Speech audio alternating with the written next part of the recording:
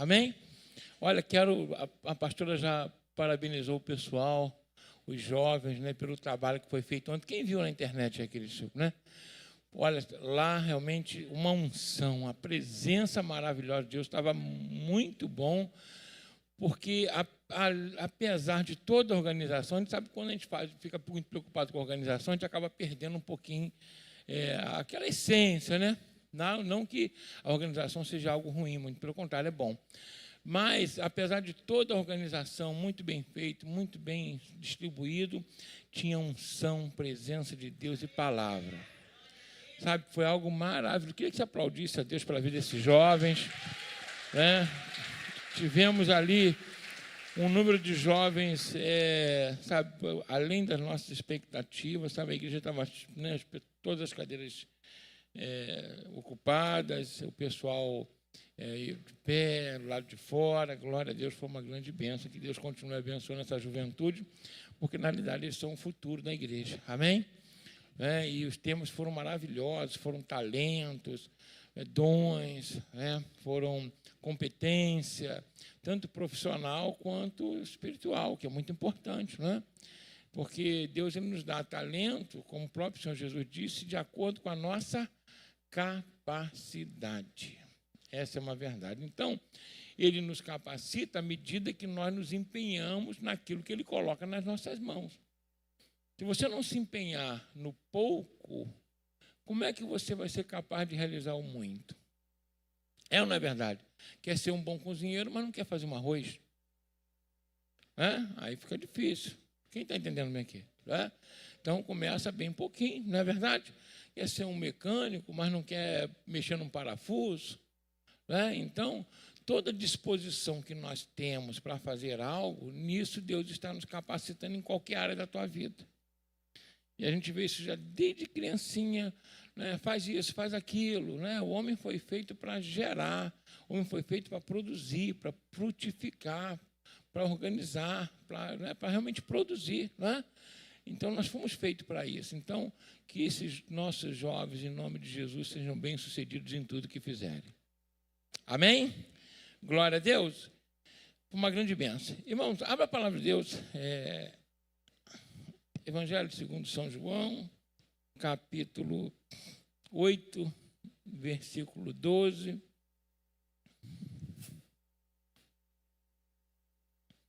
Versículo 12. Nós vivemos num período, né, assim, na nossa sociedade, que as pessoas buscam tanto o prazer, o conforto, a fama, o sucesso, o dinheiro, um padrão estabelecido pelo mundo, que é muito comum criar justificativas para, vamos colocar assim, esse desespero em adquirir tudo isso, mesmo perdendo saúde emocional, perdendo família, saúde espiritual. É ou não é verdade? Não é? O Renato falou hoje aqui pela manhã, na palavra de uma oferta, a gente prestou bem atenção também, como todas as outras, e que, na realidade, uma prosperidade, nos termos do mundo, é você ter além da média, né? Possuir bens além da média. Na realidade, a bíblica não é isso. A bíblica é você poder usufruir de tudo aquilo que você tem, mesmo que não seja mais do que os outros. Quem entendeu bem aqui? Tem gente que tem muito além da média e está numa agonia só. Quem conhece gente aí rico e depressivo? É o que mais tem. É ou não é verdade? Então, não pega pobre, pega rico, qualquer um. Né? Então, nós vamos mostrar aqui que o Senhor Jesus veio para nos trazer luz. Mas e como é essa luz que Ele nos traz? Deus ama a nossa prosperidade, mas a prosperidade dEle. Não a prosperidade que é estabelecida pelo mundo. Existe uma diferença muito grande. O próprio Salomão, um homem sábio, nós vamos falar um pouco dele aqui hoje, ele disse assim, há homens que são pobres para com o mundo, mas ricos para com Deus. E há pessoas que são, vamos colocar assim, ricos para o mundo e pobres para com Deus. Esse realmente é o verdadeiro pobre. Até na carta, em Apocalipse, lá de Laodiceia, a melhor igreja à vista dos homens, como o Senhor Jesus disse, ela declarava que era rica, abastada, não tinha falta de nada. E Jesus declara o seguinte: olha, vocês falam isso de vocês, à vista de todo mundo parece isso, mas vocês são pobres, miseráveis, desgraçados, cego e nu. Meu Deus do céu, nunca vi tanto adjetivo ruim para um grupo de pessoas. E era a igreja dele. E aí, no finalzinho, ele fala: eu estou à porta e bato. Ele tentando resgatar aquela igreja. Se alguém está na porta, batendo, está onde? Dentro ou fora? Então, Jesus estava fora daquela igreja, a igreja nem percebia. Então, não vamos deixar Jesus fora da nossa vida. Amém? Se está à porta e bate, tem alguma coisa errada. Ele tem que estar na nossa vida. Quem quer Jesus na sua vida aí? Amém? Isso é importante. E ele mesmo diz assim: falou-lhes, pois, Jesus, 8, versículo 12, João 8, 12. Falou-lhe, pois, Jesus outra vez, dizendo: eu sou o quê? A luz do mundo. Quem me segue não andará em trevas, mas terá a luz da vida. Essa luz real, e nós vamos falar um pouquinho sobre ela. Amém? Ora comigo por essa mensagem, peça ao Espírito Santo que fale contigo. Pai, em nome de Jesus Cristo, nós estamos aqui nessa noite, nós te louvamos e te agradecemos por tudo que o Senhor já fez, pelas palavras de oferta, pela apresentação das crianças, pelos louvores entoados aqui, Senhor, por cada um de nós. Mas agora, junto com teus filhos, eu peço que o Senhor venha nos usar como um canal totalmente subexcluído, falando aos nossos corações que nós precisamos, que nós necessitamos para permanecer na tua luz, Senhor. Não sair dela, não ir para as trevas, meu Pai. Nós já saímos de lá e agora queremos permanecer nela. E que o Senhor venha nos orientar, nos direcionar em como não só adquirir, mas permanecer nela em nome de Jesus. Amém? Glória a Deus. Eu estava vendo hoje, gente, algo absurdo, né? Mas aconteceu, eu estava conversando com o Vinícius, né? É o outro Vinícius, né? E sobre a questão lá do Sul. Tem pessoas que estão fazendo desvio de doações. O pessoal precisando. Gente, é coisa maligna, não é verdade? Que uma pessoa dessa é uma pessoa que anda em completa treva, é ou não é? Uma pessoa está lá, agora vai começar outra fase que é pior, não é? Muita enfermidade, pessoas que vão ver que realmente perderam, agora que vai cair a ficha para algumas pessoas, né? Mais de 100, quase 200 pessoas perderam, quase 200 famílias perderam entes queridos. E agora que a ficha vai começar a cair, aí tem gente ainda, sabe, desviando doações. Por isso que Jesus veio e fala que eu sou a luz do mundo. Essas pessoas estão na luz? Estão ou não, gente? Não, a gente fica chateado com isso? Fica ou não fica? Claro que fica. Aconteceu aqui em Petrópolis, ou Friburgo, não me lembro muito bem a data. Não foi? Muitas doações e o pessoal estava desviando água que ia para lá. É algo terrível. Então, a gente precisa entender um pouquinho o que é Jesus ser a luz e o que ele é ser nossa luz. E certa vez ele chama o discípulo e fala assim: vós sois a luz do mundo. Então, para que eu possa ser a luz do mundo, eu tenho que estar com Jesus, mas eu tenho que saber quem é Jesus e que luz é essa que vai me manter nessa luz, né? Alguém que é avarento está na luz? Está ou não? Alguém que anda com o vício da promiscuidade está na luz? Não. Alguém que é desonesto está na luz? Alguém que rouba está na luz? Alguém que é mentiroso está na luz? Alguém que é ganancioso está na luz? Está ou não? Não. Né? Alguém que é egoísta está na luz? Vamos falar um pouquinho sobre isso aqui, né? Está na luz? Não. Então, o padrão, né, de brilho do mundo é diferente do padrão de Deus. Né?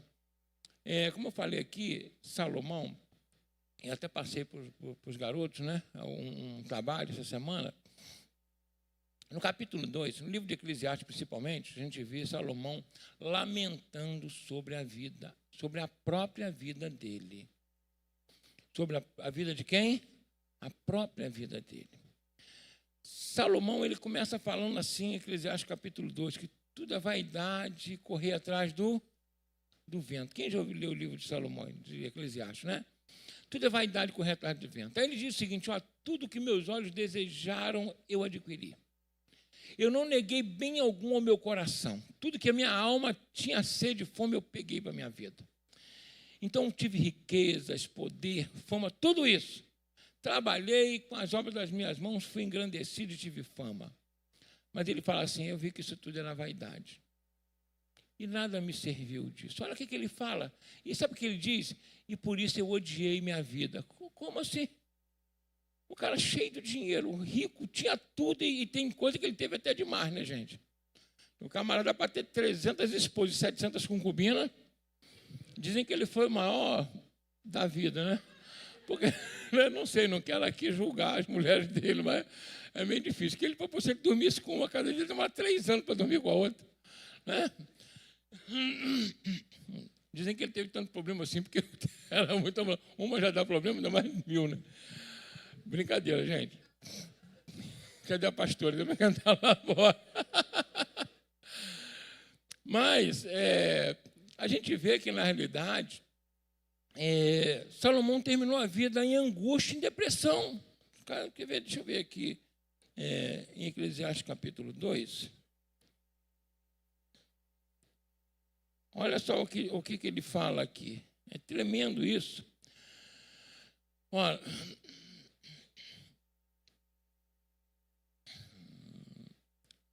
versículo 3, capítulo 2, versículo 3, ele diz assim, ó, busquei no meu coração como daria ao vinho, regendo, porém, o meu coração com sabedoria, e como reteria a loucura até ver o que seria melhor que os filhos dos homens fizessem debaixo do céu durante o número de dias de sua vida.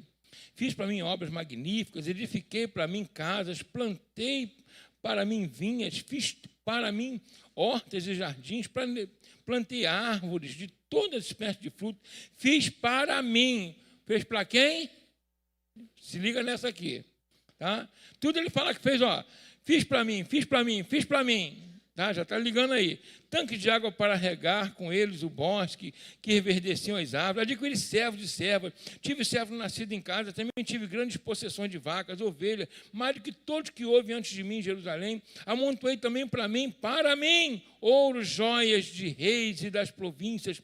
Provi-me de cantores e de cantoras, e das delícias dos filhos dos homens, e de instrumentos de música de roda. Engrandeci-me e aumentei mais do que todos que houve antes de mim em Jerusalém.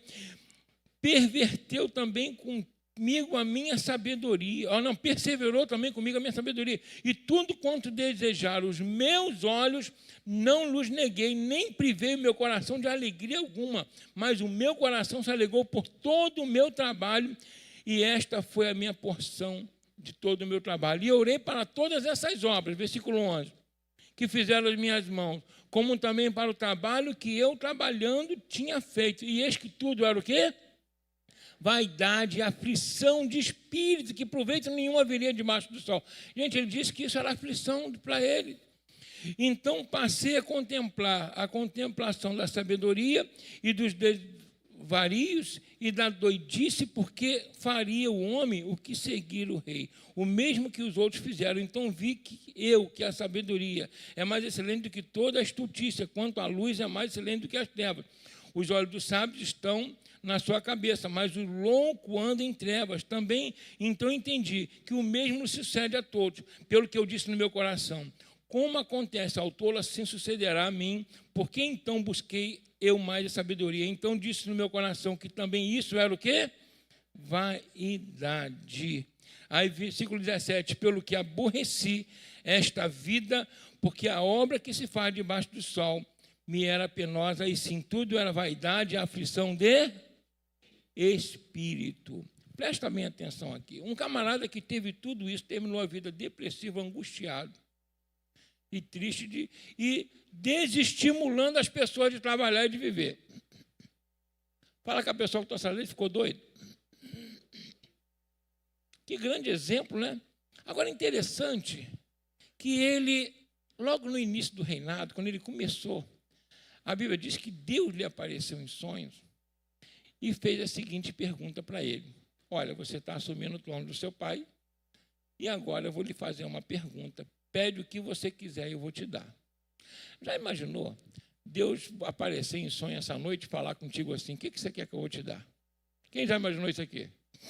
Eu, com toda sinceridade, não sei nem o que eu ia pedir. É ou não é verdade?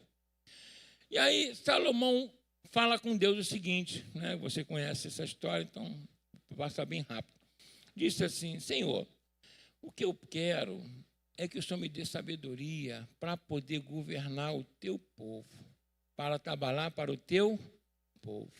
Isso alegrou o coração de Deus, e Deus falou com ele assim: rapaz, eu pensei que você ia pedir riqueza, prosperidade, ia pedir vitória sobre os seus inimigos, mas você me pediu sabedoria para governar o que é meu, para cuidar das minhas ovelhas.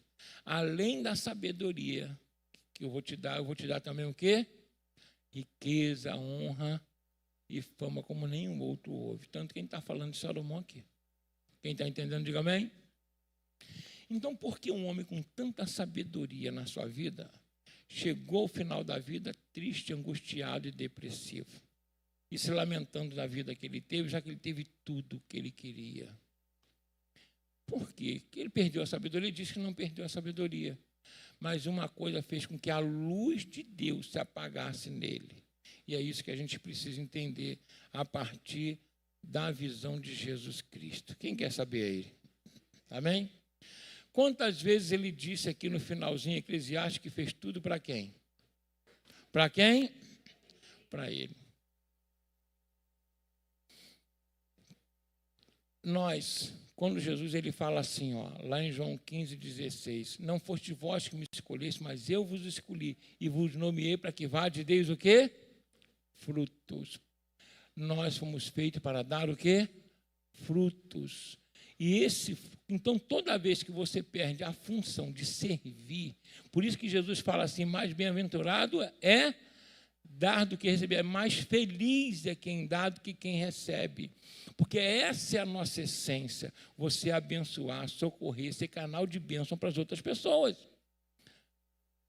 Quando você é útil, Deus ele capacita mais você ainda e acrescenta mais na tua mão por causa da utilidade. Então, a sabedoria que Salomão tinha pedido a Deus não era para adquirir coisas para si, não era para poder engrandecer só o seu nome. Deus ia fazer isso naturalmente. A sabedoria que Deus tinha dado para ele é para ele governar o povo com justiça. Quem está entendendo bem aqui? Para poder abençoar a vida do povo, mas ele usou a sabedoria somente para poder atrair para si lazer, prazer e conforto. Isso é um perigo. Quem está entendendo o que eu estou falando aqui? Tem gente que fala assim, o pecado de Sodoma e Gomorra foi a promiscuidade. Foi, também. Mas não foi por isso que Deus acabou com Sodoma e Gomorra, não. A Bíblia fala, isso aqui não é heresia, não. Eu vou mostrar para vocês aqui. Sabe o que a Bíblia diz? Por que destruiu Sodoma e Gomorra? Por causa da arrogância. Uma pessoa muito sábia, ela pode se tornar vaidosa? Pode ou não? Quando adquire muito conhecimento? Pode ou não? Uma posição muito grande? Pode ou não? A riqueza pode fazer a pessoa ficar arrogante também? Pode ou não? Então Deus fala assim, que destruiu Sodoma e Gomorra por causa da arrogância. Por causa da prosperidade ociosa. Prosperidade o quê?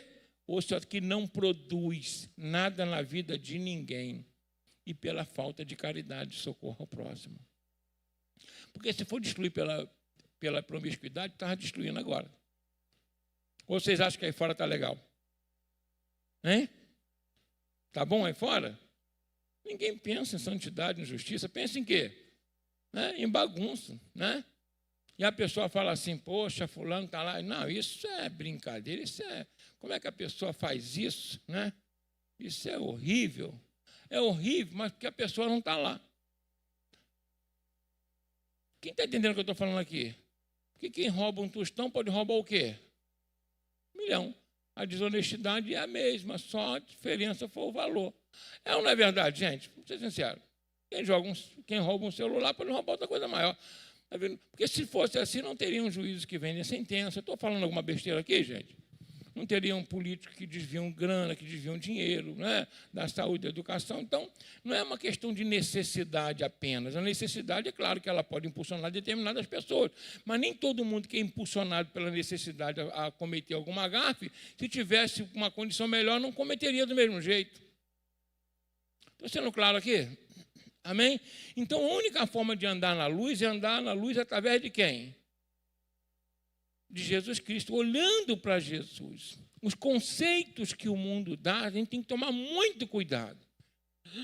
Até coisas que se tiram da Bíblia. A pastora estava essa semana num evento com outras pastoras, e aí teve alguém que trouxe uma mensagem, e ela veio comentando comigo no carro agora. Ela falou, meu Deus do céu, misericórdia. Aí ela pegou, abriu a Bíblia e mostrou para outra irmã. A mulher falou assim, não, porque Eva não teve culpa nenhuma. A culpa foi de Adão. Então, por que Deus deu uma sentença para Eva se ela não tivesse culpa, gente? É uma questão de raciocinar que não dói. A burrice tem que ter limite. Não, estou sendo sincero aqui, gente. Não é verdade. Gente, raciocinar que não dói. Amém? Deus é o justo juiz. Ele não precisa você provar para ele que está certo ou errado, não. Ele sabe que você está certo ou errado. É diferente daqui, onde os ritos são mais importantes do que os fatos. Isso é ridículo, isso. Não é verdade. Uma pessoa que tem um bom advogado, um excelente advogado, é bem capaz de se livrar do que o outro, que não tem ninguém. É assim ou não é, gente? Mas com Deus não é assim, não. Deus não quer saber de rito, não. Deus, né? O negócio dele é outra história. Quem entendeu bem aqui? Amém? O cajado dele desce de acordo com a intenção do nosso coração. Ele sabe até quantos fios de cabelo nossa cabeça tem. E aí a pessoa fala, não, mas é porque Eva não teve culpa nenhuma, então porque recebeu sentença, meu Deus. Se o próprio Senhor Jesus, já falamos aqui na outra semana, ele diz assim, o servo que não sabe a vontade do Senhor e faz coisa errada, vai receber açoite. O nosso próprio ordenamento jurídico diz que ninguém se torna inexcusável por desconhecer a lei. É assim ou não é? Não sabia que não podia roubar, é crime, é? Não é assim? Tem gente que é cara de pau, gente, tem ou não tem? Mas não tem jeito. Então, qual foi o erro de Salomão que a gente tem que tomar muito cuidado? É porque, na realidade, ele usou todo o talento, todos os dons que Deus tinha dado para ele para viver uma vida para si. Ele esqueceu que o que Deus havia dado para ele. Olha o que Deus fala. Você pediu sabedoria para cuidar de quem? Do meu povo, não é para cuidar de você. Da gente, quem cuida é Deus. Quem entendeu bem aqui? Amém ou não amém? Fala com o irmão que está falando assim, cuida das coisas de Deus. E Deus vai cuidar das tuas coisas. Então, ele começou muito bem, terminou mal, porque ele no meio do caminho se desviou, o coração dele se tornou egoísta, ele deixou de frutificar para aquilo que ele havia sido designado por Deus, o propósito dele mudou. Existem pessoas que não conseguem mesmo deixarem de ser egoístas. Isso é uma doença da alma. Eu entendo que o egoísmo passa a ser a raiz de muito mal. Por exemplo, uma pessoa é avarenta porque ela quer tudo, ela não quer distribuir aquilo que ela tem. É assim ou não é? Isso é o quê? Egoísmo. Uma pessoa é gananciosa porque ela quer mais do que os outros. Isso é o quê? Egoísmo. Uma pessoa é invejosa por quê? Porque ela não quer que o outro tenha o que ela não tem, ou até o que ela tem também ela não quer dividir com o outro. É ou não é verdade? Quem se lembra aí, a Branca de Neve, que tinha uma madrasta que tinha um espelho lá? Né? Branca de Neve, né? Que falava assim, né? Espelho, espelho meu, não é isso? Tem alguém mais belo do que eu, mais bela do que eu, né? Aí, enquanto não tinha ninguém, ela ficava feliz. Esse nível de competição é egoísta. Isso aí, Jesus nunca aprovou isso. Numa corrida, vamos colocar assim, né? A Cláudia corre, não corre? A Cláudia corre. Numa corrida, tem 100 participantes. Um recebe a medalha de primeiro lugar. Um está sorrindo, enquanto 99 o quê? Um lugar onde a maioria sofre. Como é que isso é coisa boa, gente? Não, quem está entendendo? Amém? Glória a Deus. Um lugar onde a maioria sofre. Para um sorrir, aí todo mundo está olhando, caramba, que bacana, mas esquece os outros que estão chorando. Uma sociedade que incentiva, né, uma competição onde a maioria vai se dar mal para poucos se darem bem, isso não pode ser uma sociedade que anda na luz de Jesus Cristo. Amém? Então, se eu quero, desejo andar na luz, o Senhor Jesus falou assim, eu sou a luz do mundo. Então, olha só o que ele diz lá em João 10:10. Coloca aí para a gente. Ele diz assim, o ladrão vem senão para matar, roubar e destruir. E ele fala, eu vim para que tenham o quê? Vida tenham em abundância.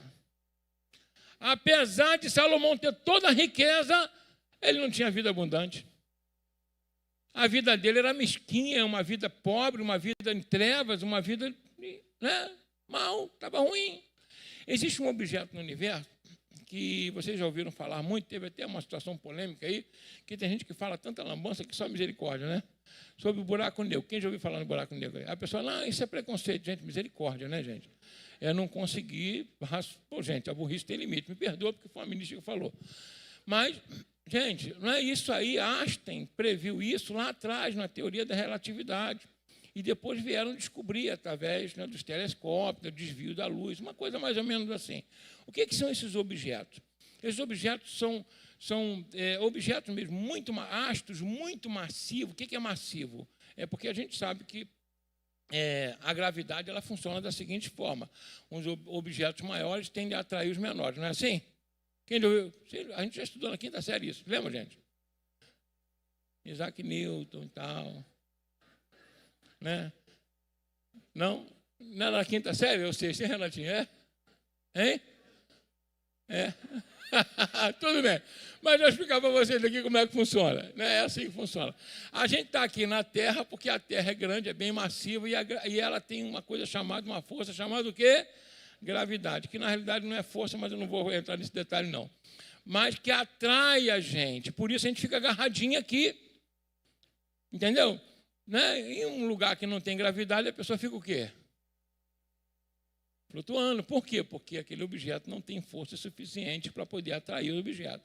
Só que tem objetos no universo que estão tão grandes, tão massivos, que eles atraem tudo. Planetas, cometas, meteoros, e atraem até estrelas. Eles destroem estrelas e levam para dentro dele. São chamados de buracos negros. Né? Em inglês o pessoal fala black hole. Né? Atraem para si. Muito mais. Nem a luz escapa. Nem o quê? Por que são buracos negros? Porque você não, a luz que passa por ele, você não consegue ver, porque ele atrai a luz também. Essa luz que a gente está vendo aqui, tivesse um buraco negro aqui, estaria tudo escuro e ele atrairia até a luz, inclusive a gente. Né? A gente não ia poder estar falando nada aqui, já tinha morrido todo mundo. Esses objetos massivos, um dia foram uma estrela. Um dia brilharam, iluminaram o céu, como o sol poderia ter trazido até vida. Quem entendeu bem aqui? Enquanto eles estavam iluminando, irradiando, eles mantinham a ordem à sua volta. Mas no dia que eles pararam de brilhar, eles começaram a atrair tudo para si.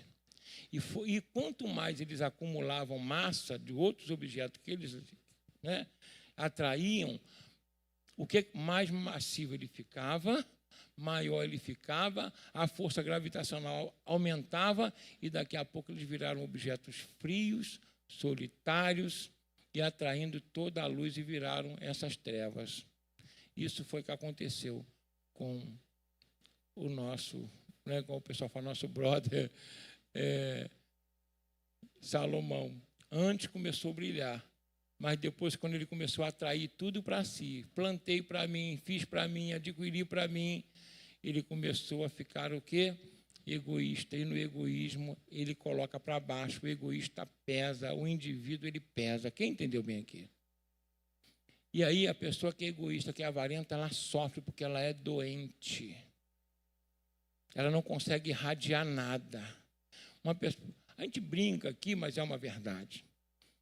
A gente sai para comer alguma coisa com o pessoal. Vamos, todo mundo, vamos fazer, vamos. A gente compartilha lá, né? Faz um rateio, né? Quem já saiu assim para poder, né? Sai um rateio legal. Aí chega no rateio lá, aí o pessoal, né? Pizza francesinha, nem pensar, né, gente? E senão mete a faca no outro.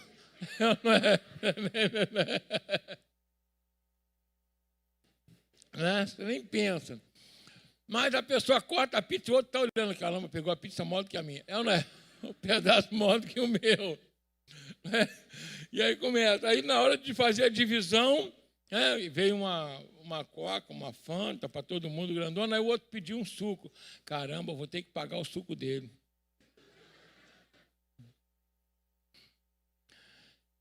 Esse tipo de sentimento parece brincadeira, mas se a gente deixar ele se tornar hábito na nossa vida, você vai ver que ele pode virar um egoísmo. Quem entendeu bem aqui? Pode jogar a gente para baixo. E uma pessoa que fica com medo de perder aquilo que tem, ela não vive uma vida abundante. Vive? Uma pessoa que fica só querendo ganhar mais, ela vive uma vida abundante? Também não. Então, o egoísmo, ele é esse buraco negro que um abismo chama outro abismo. Se nós nos desviarmos da função que Deus nos colocou aqui na terra, ou seja, frutificar, ser bênção na vida do próximo, ser canal de Deus para essa pessoa. Quem está entendendo bem aqui? Amém? Por isso que na igreja nós temos uma grande oportunidade. Qual é a oportunidade? De estar servindo uns aos outros, abençoando uns aos outros, dando suporte uns aos outros, socorrendo uns aos outros. Quando a gente faz um trabalho que vai levar alimento lá fora, quem é dizimista ofertante está participando. Quem entendeu o que eu estou falando aqui? Amém? E quando você se empenha mais, melhor ainda, porque na realidade é muito perigoso. Eu queria que prestasse bem atenção nisso. Se a gente, às vezes, fica chateado quando alguém pede alguma coisa para a gente, começa a avaliar teu coração. Não gosto de ser incomodado. Não vou sair da minha rota, não vou sair do meu conforto. Não vou sair. Para que Deus vai colocar mais coisas na tua vida? Se você não distribui, se a gente não abençoa, se a gente não socorre quando a pessoa está com necessidade, se vem até você, você se esquiva. Sabe o que Deus fala? Não se esquive da tua carne, não esconde o teu rosto daquele que é semelhante de tu. Tanto que lá na lei de Moisés, em Deuteronômio, ele fala assim, ó, aquilo que o necessitado, o pobre, a viúva, precisar para a tua vida, não feche o teu coração e que não haja em ti sentimento maligno. Olha só o que Deus fala. O egoísmo é um sentimento o quê? Maligno. A gente tem que lutar contra isso. E é importante a gente fazer isso do nosso cotidiano, entender aquilo que Jesus falou. É mais feliz, é mais bem-aventurado dar do que receber. Você dá porque você tem. Porque Deus te deu primeiro. E você vai ver que quanto mais você dispõe o coração para abençoar, mais Deus abençoa a tua vida. Porque senão a gente cai nesse egoísmo. Isso é ruim. Isso é questão de prática, é a gente admitir. Senhor, eu não sou tão bom assim. Ninguém é bom na realidade, né? Ninguém é bom. Mas a gente pode ser melhor do que ruim, né? Melhorar um pouquinho. Mas pedir a Deus, Senhor, ajuda-me a ter um coração melhor. Me ajuda a não fechar os olhos para a necessidade do meu próximo. Me ajuda a não ter tanta preguiça, ou ser tão egoísta que eu não quero nem compartilhar meu tempo para dar ouvido a alguém. Tem gente que gosta muito de falar e que encontra um ombro para poder chorar. É ou não é verdade? Mas às vezes ela não se coloca para que a outra pessoa possa ser ajudada. Não existe uma frase, um provérbio aí que diz que ninguém é tão rico que não venha precisar, ninguém é tão pobre que não tenha nada para dar? É ou não é verdade? Então não é uma questão de quantidade de dinheiro, é naquilo que Deus já colocou na tua mão, você ser canal de bênção para os outros. Você não precisa, quando eu tiver posse. Não, você já tem. João Batista, quando ele veio pregando, ele falou assim, aquele que tiver um pedaço de pão, reparte o pão com o teu irmão. Amém? É importante isso, ver que Salomão morreu com uma vida miserável, depressiva, rico. E ele estava ainda preocupado porque ia deixar alguma coisa para outro. Ele ainda fala aqui. É verdade, ele fala, olha só.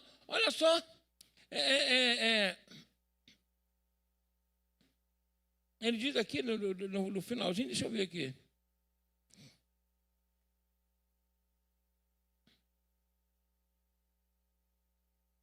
Deixa eu ver aqui que eu anotei. E já vou trazer para vocês. Ele diz assim, ó. Aqui, no versículo 18, também eu odiei todo o meu trabalho que realizei debaixo do sol, visto que eu havia de deixá-lo ao homem que viesse depois de mim.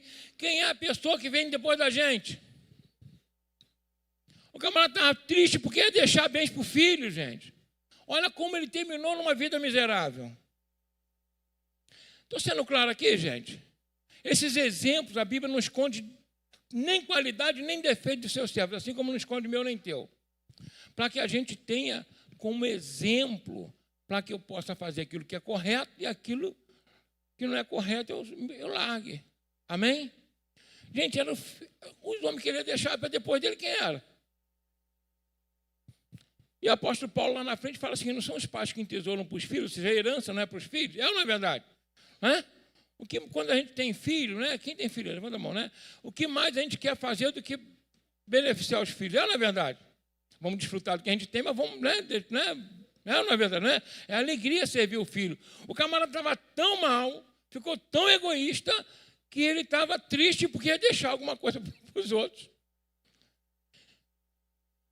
Fala comigo assim, Senhor Jesus, me livra desse egotismo, sabe? A gente tem que tomar cuidado disso, vai entrando aos poucos na nossa vida. Ele é um homem sábio. Então, nós não podemos perder o propósito pelo qual Deus nos colocou aqui na terra. Ou seja, abençoar a vida do próximo. Naquilo que você sabe fazer, é nisso que Deus vai te abençoar. Quem entendeu bem aqui? Amém? Deus, ele chama o povo de Israel e ele fala com o profeta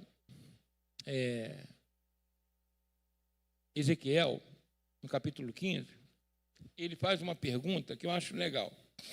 Serve para mim e para você. Ele compara Israel a uma videira. Amém? E ele fala assim, capítulo 15, isso mesmo, deixa eu ver aqui. Isso. A partir do versículo 1, diz assim, e veio a mim a palavra do Senhor dizendo, a gente já vai encerrar, filho do homem, que mais é a madeira da videira que qualquer outro, o sarmento que está entre as árvores do bosque. Toma-se dele madeira para fazer alguma obra? Ou toma-se dele alguma estaca para se pendurar algum traste? Eis que é lançado no fogo para ser consumido. Ambas as suas extremidades consomem o fogo, e o meio dele fica também queimado. Serviria para alguma coisa? Versículo 5. Ora, se estando inteiro não servia para obra alguma, quanto menos sendo consumido pelo fogo, quanto menos sendo queimado, se faria dele alguma obra. Então, presta bem atenção. Sabe o que é sabe o que é a videira? A videira que dá a uva. Quem já viu uma vinha aqui? É muito legal. Você vai no sul, né? Lá de repente você vai. E aí o que é que eles fazem? Se você não colocar uma coisa chamada algumas madeiras, algumas estacas, né? E um alambrado em cima, o que a uva faz? Ela dá no chão e estraga. Então você coloca, né? Para poder elas se firmarem e ir para cima. Por quê? Porque o pau da videira que Deus fala aqui, ele é frágil, quebradiço, é mole e não tem estrutura para poder sustentar a uva lá em cima. Então, Deus fala assim, para que serve o pau da videira? Deus não quer o pau da videira, Ele quer o fruto da vide. Ele compara a videira como nós aqui. O nosso corpo, Jesus fala assim, o corpo para nada serve. Então, o que Deus quer da minha vida e da sua são os frutos. Quem entendeu bem aqui? Amém ou não amém? Essa alegoria aqui é real. É bem, bem pragmática. Deus fala assim, uma videira para mim só serve os seus frutos. Interessante isso. Então, uma vida que Deus criou, que não dá fruto, não serve para nada. Por isso que ela seca e é queimada, como ele falou aqui.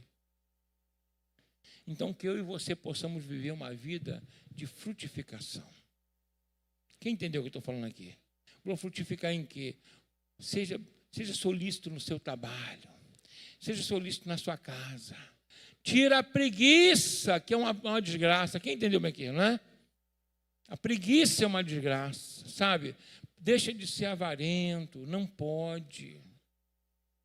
Seja canal de bênção, você vai ver que Deus vai abençoar você mais ainda. Jesus falou assim, que nós somos os ramos que dão os frutos. E ele falou o seguinte, se permanecer em mim, vai dar fruto. E quando der fruto, eu vou limpar para dar mais fruto. Aí ele falou, mas se não der fruto, eu vou arrancar. Quem entendeu o que eu estou falando aqui em nome de Jesus? Então, por isso, às vezes, a pessoa vai levando a vida e quando chega no final da vida está amuado. Quem já viu aquele pessoal ranzinza que reclama de tudo? Ninguém gosta de ficar perto. E às vezes é novo, está ranzinza já, né? Aí é pior, né? Tem que tratar mesmo, tem que ir para o CTI. Né? Mas a gente precisa entender, eu e você fomos colocados aqui na Terra para sermos úteis ao nosso próximo, à nossa sociedade. O egoísta, ele é uma ameaça a qualquer instituição, que ele só pensa na vida dele.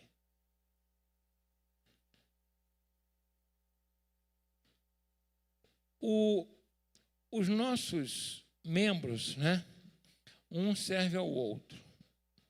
E aí o apóstolo Paulo, ele faz uma comparação em Coríntios, capítulo 12 e Romanos 12, de que nós somos membros uns dos outros. Então, o membro, ele serve o quê? Ao corpo. O membro que não tem utilidade, ele está doente, está ou não está?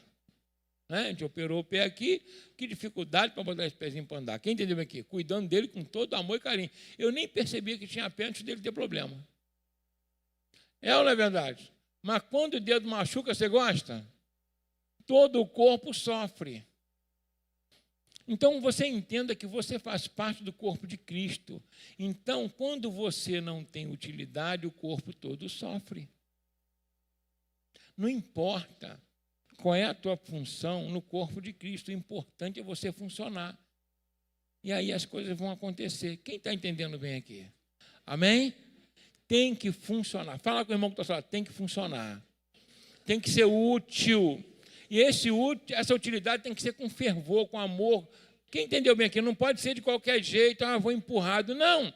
Tem gente que tem realmente dificuldade, mas se você continuar servindo, você vai ver que a alegria do Senhor vai para a tua vida e você vai fazer com mais energia. Quanto mais a gente é igual malhar. Que dificuldade, né, gente? Você vai empurrado para a academia, vai ou não vai? E quando volta que é morto. Não. Mas quanto mais você ficar parado, mais a tendência é fazer o quê? Ficar parado. Então, quanto mais você não ser útil, mais inútil você vai ser. Quanto mais útil você for, mais capacidade você vai ter e mais talento Deus vai depositar na tua mão. Amém? É importante a gente falar isso. Ontem eu falei sobre uma alegoria, está encerrando agora, e certa vez eu vinha na Dutra ali com a Maria, tinha vindo de viagem, Deus teve misericórdia da gente. Por quê? Quando eu li o painel do carro acendeu a luz da bateria, acendeu a luz de tudo, aquelas luzinhas que sentou, tum, e o ar parou de funcionar. Aí eu me liguei, opa, é a correia. Aquela correia que roda a bomba d'água, roda tudo e tal, né? Não é isso? Aí eu falei, opa, aí o que eu fiz? Eu falei, vou tentar chegar, mas eu falei, não vou arriscar não, porque a minha temperatura começou a fazer o quê? Subir. E o motor é caro, eu não sei quanto é o motor a diesel, mas 10, 12 mil, sei lá, por aí, né? Caro. A correia custa aí 80, sei lá, 100 reais. Mas por causa de uma correia ia perder o motor. Um motor que é caro, potente, carrega toneladas, ia pifar porque uma correia deixou de funcionar. Então, essa correia, a utilidade dela é tão grande quanto a do motor. Independente da função que você exerça, você é essencial para que Deus possa iluminar a vida das pessoas. Quem entendeu o que eu estou falando aqui? Não despreze, não precisa ficar olhando o trabalho do outro. Se coloca à disposição de Deus naquilo que Deus já te estruturou. E aí você vai ver que as coisas vão engrenando e as coisas vão funcionando. E quanto mais, presta bem atenção, quanto mais você servir, mais Deus vai servir você. E aí você vai terminar a tua estadia aqui na terra em ditosa velhice, feliz, e olhar para trás satisfeito e alegre, dizendo, combati o bom combate, completei a carreira e guardei a fé. Que diferença de Salomão, é ou não é verdade? Amém? Porque toda a vida do apóstolo Paulo foi para servir, toda a vida de Salomão foi para se servir.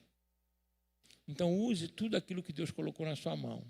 tá? Sua capacidade de falar, de ouvir, de abraçar, de socorrer, de recurso, usa para poder ser canal de bênção.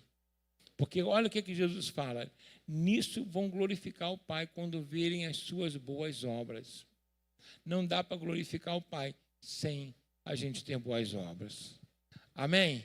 Então vamos fugir dessa desgraça, dessa avareza, desse egoísmo. Vamos embora em nome de Jesus, vamos pedir a Deus, Senhor, me energiza hoje com teu espírito, né? Me dá força, vigor, né? Porque eu quero dar mais frutos, é o que eu desejo dar mais frutos. Deus, aquela viúva que derramava, já falei isso aqui antes, derramava azeite nas botijas, né? E enquanto tinham botijas, né? Enquanto tinham talhas, né? O azeite da botija dela fazia o quê? Entornando, enchendo. Mas ela pegou vasilhas de toda a vizinhança e encheu ali. E ela ia colocando. Era uma botija pequena, enchia a talha de 50, 100 litros, sei lá. Milagre, né? Aí, daqui a pouco, ela fala assim, as talhas acabaram. E aí, o azeite parou de se multiplicar. Enquanto ela enchia, quando ela voltava, Deus enchia a botija dela. Quem entendeu bem aqui? Quanto mais ela derramava, mais Deus multiplicava o azeite dela. Quanto mais você abençoa, mais você é abençoado. Quanto mais você socorre, mais Deus te socorre. Quanto mais você é motivo de alegria para os outros, mais Deus enche você de alegria. Quanto mais você é útil, Deus vai sempre ser útil na tua vida. Quem entendeu isso aqui em nome de Jesus? Quando ela parou de derramar óleo, azeite, parou de se multiplicar. Então, a gente que nunca venha, em nome de Jesus Cristo, a deixar de ser azeite na vida do próximo. Amém? Deixar de ser bênção na vida das pessoas. Amém? Nisso consiste a nossa alegria. Em poder ajudar, pagar, né? Socorrer. Não faça conta daquilo que você dá às pessoas em Deus, porque Deus não vai fazer conta daquilo que Ele vai dar e colocar na tua mão. Quem crê nessa mensagem aqui em nome de Jesus? É a Bíblia que mostra isso. E se ela mostra, eu creio. E eu sei que você também crê, por isso vai sair daqui muito abençoado hoje. Amém? Quem quer ser canal de bênção de Deus aí? Amém? Vamos ficar de pé em nome de Jesus.